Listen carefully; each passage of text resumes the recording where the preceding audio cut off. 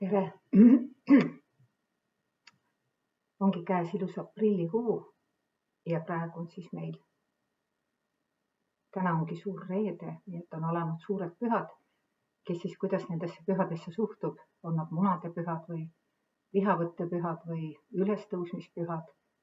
Et kõigil sellel on väga erinev tähendus, kuidas me neisse suhtume. Aga video tegin ma ajendas mind tegema täiskuu, mis meil parasjagu jälle taevas on. Eile vist oli ta oma kõige suuremas täiuses. Ja see on siis esimene täiskuu pärast kevadist pööripäeva ja ma tean, et sellisele täiskuule omistatakse ka hästi palju tähenduslikkust. Ja kuu on ju tegelikult üldse üks väga-väga tähenduslik taevakeha, mitte teised ei oleks, aga kui täna rääkida kuust, siis tõepoolest ju meie esivanemad, ma arvan, nad ju elasidki kuu järgi. Kõike tehti ju tegelikult, midagi ei tehtud uisapäisa, millal tehti metsa ja millal istutati, külvati. Kõiksugused toimingud käisid ikka kuu järgi, millal loitsiti. Meie rahva pärimuses on ikka sellega seoses väga-väga palju pärimust.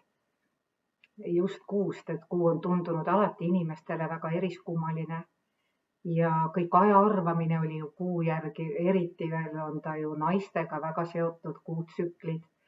Et no kuu on tõesti, kui keegi ütleb, et see kuidagi ei ole tähenduslik või tähtis või oluline, siis see on küll rumal jutt. Ja mulle tuli meelde, et ma lugesin aastaid tagasi Mikk Sarve kirjutatud raamatut Kuu. See oli ka täiesti niisugune eriline, täitsa omamoodi raamat, väga-väga hea ja väärtuslik raamat, kus on siis selline teaduslik ja rahvapärimus täiesti põimitud. Ja autor isegi ütleb, et kui keegi võtaks elada niimoodi kuu järgi, nii nagu see rahvapärimuses on leitav, siis ta elaks kindlasti väga head elu. Et selle suhtes ei ole me kindlasti mitte arenenud targemaks, vaid ikka rumalamaks.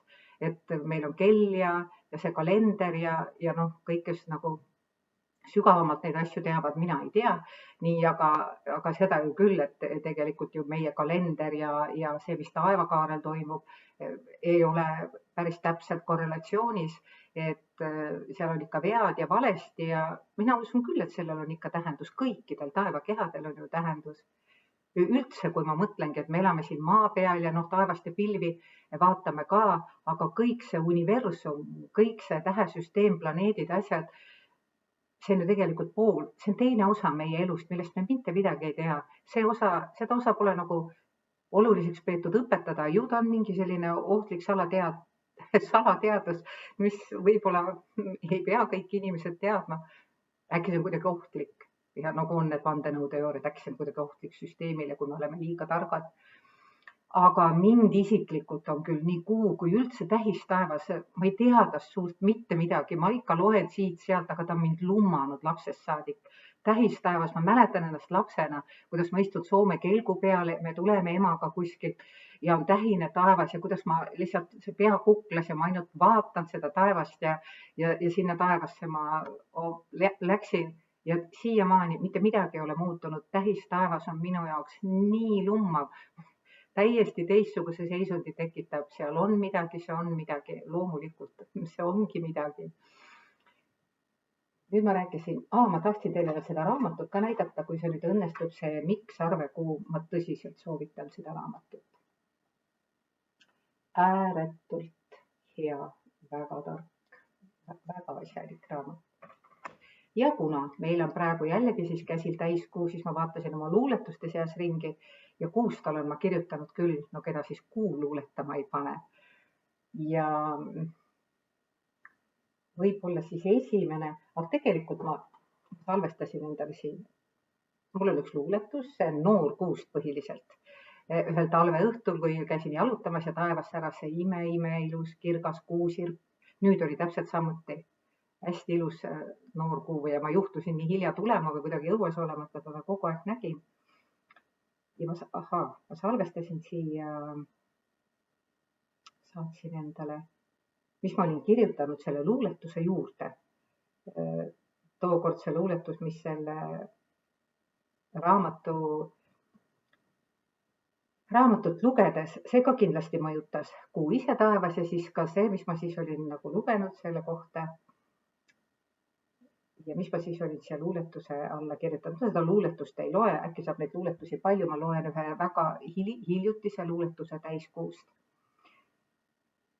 Siin ongi siis, kuna mu öökapil on parasjagu Miksarve kuu, siis ma pean siit üht-teist jagama. Aga ma jagan seda lõbusamat ja lihtsamat osa, seda rahvapärimuslikku osa, et mismoodi nagu siis, nii nagu see rahvapärimuses on öeldud, väike kiri, panen prillid ette ja siia on kirjutatud siis nii. Ainult noore kuu ja haiguse ajal on luba kuu poole palet pöörata ja kuule oma häda kaebata, siis lähevad soovid täude. See on Rõugest pärit. Kui esimest korda noort kuud näha, siis 3 korda tasku pääle lüüa, saad sel samal kuul raha. Ambla. Viljandi kandist on nii noore kuu ajal, mõtle vaikselt 3 soovi, need täituvad. Kes noort kuud esimest korda peale loomist näeb, püüab kärmeste omale miski asja kätte võtta, sest tühja kätega noort kuud vaadates ei anna noor kuu vaatajale midagi õnne. Ei kogu selle aja sees, mis uue loomiseni kestab. Kärmeste võtab vana Eesti eit, noort kuud nähes paja või kapa, riha ehk labida, mis aga rutemast kätte hakkab ja hüppab sellega kuu poole ülesse, kus juures ise oma soovi laulab. Minul kuu kõrgus, minul rauaraskus. Siis on ta süda rahul ja loodab, et kuu kõige tema soovidele ja toimetustele head edenemist annab. See vahva viimane oli siis Haljalast pärit, et ma katsun selle küll meelde jätta. Põhiliselt on kõik noore kuu ajal, jah, siis hakkab kõik kasvama, et need nagu olid siin küll kõik noore kuu ajal, aga see on nii tore, nii humoorikalt, toredasti ja kindlasti hästi vahvasti ja targasti ka. Aga nüüd ma loeksin, ma otsin kohe, mul on täna mu nuti seade abiks. Ma lähen oma luulelehele külaliste tuba ja loen oma selle talvise, see oli talvel üks imeilus täiskuu ja ma ärkasin millegi pärast, nagu ma vahest ärkan, väga vara. Ja istusin seal oma aega toas, vaatasin aknast õue, vaatasime põhimõtteliselt selle täiskuuga tõtt, ta paistus mulle sedasi loode taevast aknasse ja luuletus sündis selline. Täiskuu vägi nii vara mind äratab, lumise õue hõbedaks säratab. Täiskuu, täiuslik täiskuu, helendav ring, sest jõulisest särast saab täidetud hing ja lummatud pilk. Me vaatame tõtt, loode taevast näed mind, mina toast vaatan sind. Sa rahu ei anna, miskit ärevust kannad. See hommik on teine, küll vaikne ja vaga. Et keegi on veel, keegi kuskil ei maga, ta mõtleb mu peale, läbi akna näeb kuud, vaikne sosin ta suul. See kuu on sulle, kord lubasin ju. Ja kirjutatud nagu ikka mul luuletuste lõppu veel on, oi see kuu teeb romantiliseks, oleks aega, sünniks poeem, aga töö ootab ja kõik need askeldused. Tänane päev võiks olla vaba ja üldrahvalik luuletamise päev. Kõik täiskuud võiksid olla, sest eestlane on hingelt luuletaja. Enamus küll varjab seda, aga see ei loe, sest hing luuletab ikka. Õues on pakane -20 ja kõik särab ja sätendab täiskuu valguses. Selles ilus ei tunne üldse külma. Ma läksin otse voodist õue pildistama ja ei saanud arugi, et oleks liiga külm. Oli lihtsalt külm ja väga kaunis. Ja see on kirjutatud küünlapäeval ja olen siia lisanud veel, et täna on küünlapäev ja veel üks tähtis päev.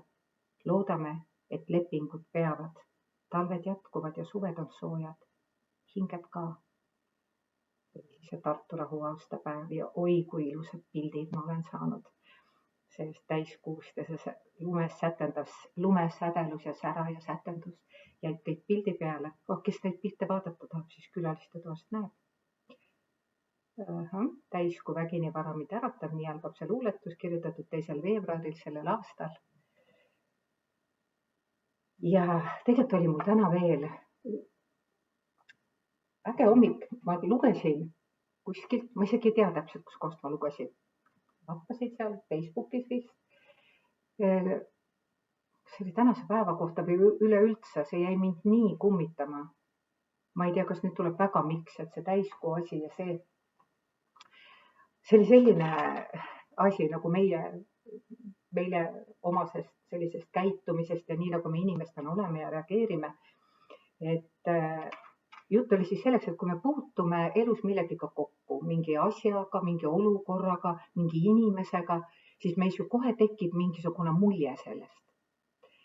Tekib mingi mulje. Ja see oli nii ilusti öelda ja siis kas me mõistame hukka või me mõistame heaks, aga kuidagi see meid kõnetab. Väga liiga harva me jääme neutraalseks, me ikka kohe anname need hinnangud ja ma kirjutasin selle enam-vähem niimoodi üles, sest see kuidagi oli niimoodi, et see esmane, mis meist tekib, on mulje. Ja teine tunne, mis sellele järgneb, on reaktsioon. Esimene, see mulje on alati meie südame ja intuitsiooni poolt meile antud. See tuleb kohe, ilma mõistuse poolse sekkumiseta. Ja see teisene tunne, see reaktsioon, selle kohta oli seal öeldud nii, see on tihti sisemiste teemonite hädakisa. Me anname hinnanguid, lahterdame ta paika oma kasvatuse, oma tõekspidamise, ühiskondlike ootuste, asjade järgi. Ja mis ei ole nagu tavapärane ja teistmoodi, see tihti leiab ju tegelikult nagu ikkagi rohkem halvaks panu või sellega ma kaasa ei lähe. See teada tuntud ja massid teavad, et mulle nii meeldis see. Ja edasi veel, et kui me suudame sellest näivusest mööda vaadata, võime me leida nagu sellise sisu, mis on midagi päris tõelist, et tihtipeale me mõistame hukka sellised teistmoodi inimesed, kes kuidagi teistmoodi käituvad või on liiga otsekohesed ja meile tundub, kus siin siis viisakus ja kõik kuidagi nii. Aga tihtipeale on sellised inimesed hoopiski kõige ehedamad inimesed. Mina üldse ei ole selline inimene, mina olen ka kammitsetud kõikidest kasvatustest ja asjadest, aga see vaikselt laguneb minu sees, ma olen nii õnnelik selle üle. Et tõepoolest et kihid nagu maha saaks ja vähem eelarvamusi ja võtta inimesi oma muljete põhjal. Ega tegelikult on ju selline ütluski, et esmane mulje on õige. Kõik on seda kindlasti kuulnud. Esmane mulje on õige. Väga tihti me mõtleme selle millekski muuks. Lihtsalt meie tark mõistus paigutab seda sinna, kus see tõekspidamiste skaala meil on. Nii, siiski. Ja kui suudad näivusest mööda vaadata, võid leida sisemise, ma olen vist valesti kirjutanud, siit on midagi puudu jäänud, milles on midagi tõelist. See võib olla pisut toores ja ei mahu neisse raamidesse, mida me oleme harjunud õigeks ja heaks pidama. Kas sina oled vaigistanud enda siira impulsi, sest sa tunned, et see ei sobi ühiskonnas stsenaariumisse? Ja lõpus oli veel nii, et püüa teha tänane päev niimoodi, et sa ei püüa mitte kuhugi sobituda.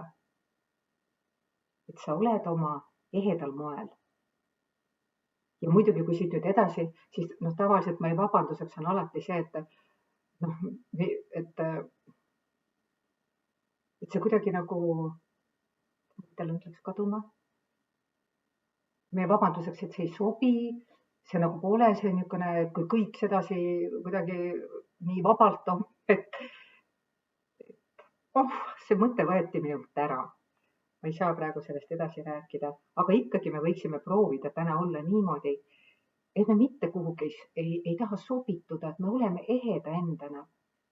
Aga kui keegi ütleb, et aga mõni on ju nii õudne, nii vastik, nii kole, jube inimene, mõtle, võib-olla teda ainult kammitsebki see, et ta ei tohi selline olla, siis sellist inimest ei ole olemas.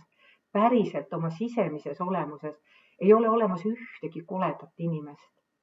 Me oleme erinevad ja loomulikult, kui keegi käitub teisi kahjustavalt, siis siin on error, siin on viga, siin on midagi valesti. Mitte keegi, mitte kunagi ei tohi kahjustada teist inimest, teisi inimesi. Kõigil on ruumi olla ja elada. Mitte kellelgi meil ei ole õigust kahjustada teisi inimesi. Keegi ei tohi teha meid, ei tohi kahjustada meid ja meie ei tohi kahjustada kedagi. Ja meil kõigil on ruumi elada enda olemise ja olemuse järgi. Aga kuna on ikkagi kevad, siis võiks lõpetada kevadise luuletusega või ei peaks. Täna olid teised teevad, las kevad siis jääb kõrvale või. Ei, ma ikkagi tahan. See on 5 aastat tagasi kirjutatud kevade luuletus sellisest parajasest ajast nagu praegu. Ja kõlab see nii. Kevade juuksed on sarapuurvad, sinised naerused silmad. Kevad on noor, saatjaks lindude koor, astub metsa ja aeda, poeb põue ja meelitab õue. Lähengi siis, ka minul on viis. Läheb kokku selle eelmise teemaga, meil kõigil on oma viis. Ja mis on järgnevalt kirjutatud, sobib ka kõige selle eelneva räägituga. Lahtisest uksest kostub tuppa lindude laul. Lauljaid on juba nii palju erinevaid viise laulda ja olla. Ja kõik viisid on õiged, ei ole õigemaid. Väga hea, et ma selle luuletuse lugesin, seal sobis ju täpselt selle teemaga. Kõik viisid on õiged, ei ole õigemaid. Nii et rõõmu linnulaulust, ärge unustage oma viisi. Teie viis on ainuõige, sest see on ainult teie viis. See on meie viis. Meil igal ühel on oma viis. Ja nii ongi. Ja tänaseks lõpetan ja järgmise korrani.